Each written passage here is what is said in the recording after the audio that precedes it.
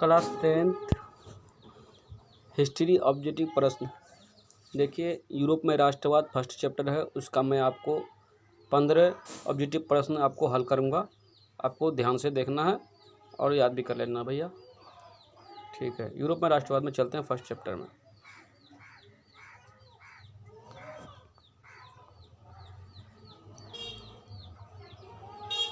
First question है, Italy तथा Germany वर्तमान में किस महादेश के अंतर्गत आते हैं? तो ऑप्शन ए है उत्तरी अमेरिका, ऑप्शन बी है दक्षिणी अमेरिका, ऑप्शन सी है यूरोप, ऑप्शन डी है दक्षिणी एशिया, पश्चिमी एशिया। ठीक है, तो इसमें आंसर होगा यूरोप। देखिए, आंसर सी होगा, ऑप्शन सी यूरोप होगा इसका आंसर। क्वेश्चन नंबर दूसरा आ जाइए। फ्रांस में किस शासन वंश की पुनः स्थापना वियना कांग्रेस द्वारा की गई थी? हैप्सनबर्ग, अरलिया वंश, उसके बाद बुर्बो वंश, जारशाही। तो इसका सही वो आंसर होगा आंसर सी, बुर्बो वंश। ठीक है, ऑप्शन सी। क्वेश्चन नंबर 3 आ जाइए। मेजिनी का संबंध किस संगठन से था? नंबर 1 ए में है लाल सेना, नंबर बी में है कार्बोनरी, नंबर सी में है फिलिप हेटारिया, नंबर डी में है डायट। तो इसका आंसर होगा सही, राइट आंसर होगा बी, कार्बोनरी। ठीक है, मेजिनी का संबंध किस संगठन से था? कार्बोनरी से था। ठीक है, आते हैं अगला प्रश्न चौथा। इटली एवं जर्मनी के एकीकरण के विरुद्ध निम्न में से कौन था? नंबर ए इंग्लैंड, नंबर 2 रूस, number C Australia, number D पर्सा। तो इसका सही आंसर होगा सी, ऑस्ट्रेलिया। इसका सही आंसर क्या होगा? ऑस्ट्रेलिया। इटली एवं जर्मनी के एकीकरण के विरुद्ध निम्न में से कौन था? ऑस्ट्रेलिया था। इसका सही आंसर ऑस्ट्रेलिया। आते हैं प्रश्न नंबर 5। काउंट काबूर को विक्टर इमैनुअल ने किस पद पर नियुक्त किया था? नंबर ए में सेनापति, नंबर बी में फ्रांस में राजदूत, नंबर सी में प्रधानमंत्री, नंबर डी में गृह मंत्री। इसका सही आंसर होगा सी, प्रधानमंत्री पर क्या किया था? प्रधानमंत्री पद पर नियुक्त किया था। काउंट काबूर को विक्टर इमैनुअल ने किस पद पर नियुक्त किया था? प्रधानमंत्री पद पर नियुक्त किया था। क्वेश्चन नंबर 5 का सी नंबर आंसर होगा प्रधानमंत्री। उसके बाद क्वेश्चन नंबर 6 है, गैरिबाल्डी पेशे से क्या था? नंबर ए सिपाही था, नंबर 2 किसान था, नंबर सी क्या था? जमींदार था, नंबर डी क्या था? नाविक था। इसका सही आंसर होगा डी, नाविक। गैरिबाल्डी पेशे से क्या था? नाविक था। गैरिबाल्डी पेशे से क्या था? नाविक था। डी नंबर आंसर होगा। प्रश्न नंबर 7 आते हैं। जर्मन राइन राज्य का निर्माण किसने किया था? जर्मन राइन राज्य का निर्माण किसने किया था? नंबर ए में लुई 18वां, नंबर बी में नेपोलियन बोनापार्ट, नंबर सी में नेपोलियन द्वितीय, नंबर डी में बिस्मार्क। इसका सही आंसर होगा बी, नेपोलियन बोनापार्ट। इसका आंसर होगा नेपोलियन बोनापार्ट। किसका? जर्मन राइन राज्य का निर्माण किसने किया था? Napoleon Bonaparte. B number answer होगा। आते हैं प्रश्न नंबर 8 पर। प्रश्न नंबर 8 में है, जाल्बेरिन कैसी संस्था थी? जाल्बेरिन 8 नंबर प्रश्न है, जाल्बेरिन कैसी संस्था थी? तो क्रांतिकारियों की, नंबर बी में व्यापारियों की, नंबर सी में विद्वानों की, नंबर डी में पादरी एवं सामंतों की। इसका सही आंसर होगा बी, व्यापारियों की। जाल्बेरिन कैसी संस्था थी? व्यापारियों की संस्था थी। जाल्बेरिन कैसी संस्था थी? व्यापारियों की संस्था थी। आते हैं 9 नंबर प्रश्न पर।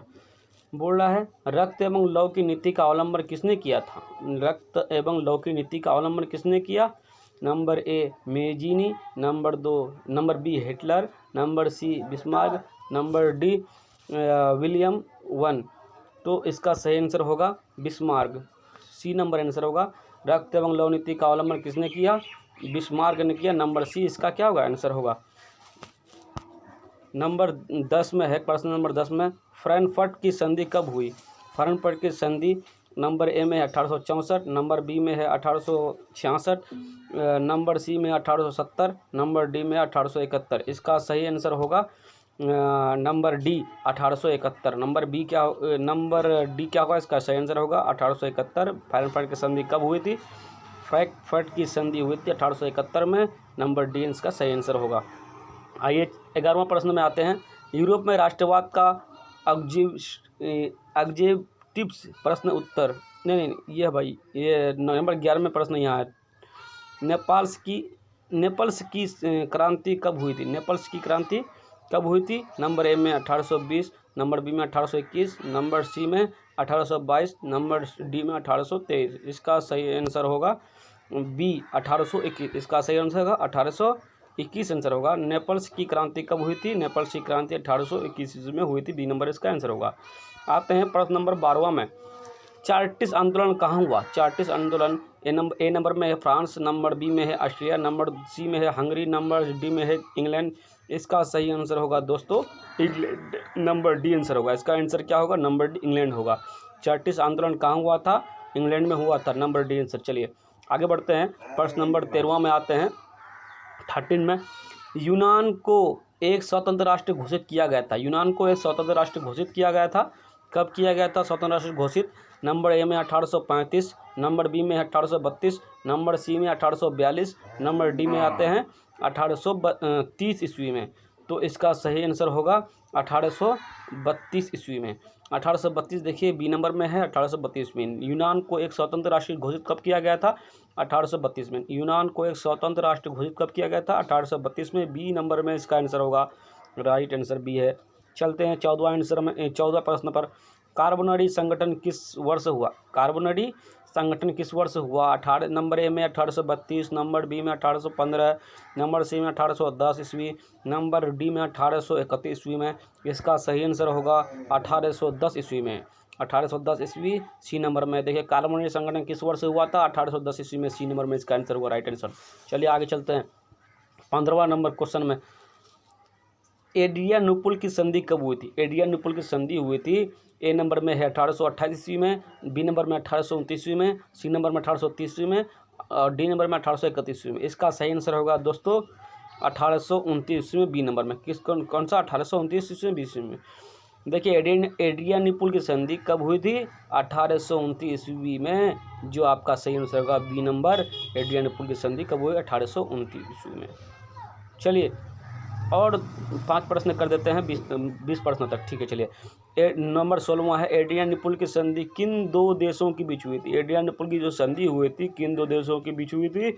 नंबर ए में है तुर्की रूस, नंबर बी में है यूनान पोलैंड, नंबर सी में है तुर्की हंगरी, नंबर डी में हंगरी पोलैंड। इसका सही आंसर होगा दोस्तों तुर्की रूस।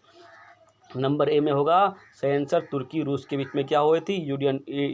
एड्रियानुपुल की संधि इन दोनों देशों के बीच में हुई थी। नंबर ए होगी। ठीक है आगे चलते हैं 17 नंबर प्रश्न पर। सेडान का युद्ध किन के बीच हुआ था? सेडान का युद्ध किन के बीच हुआ था?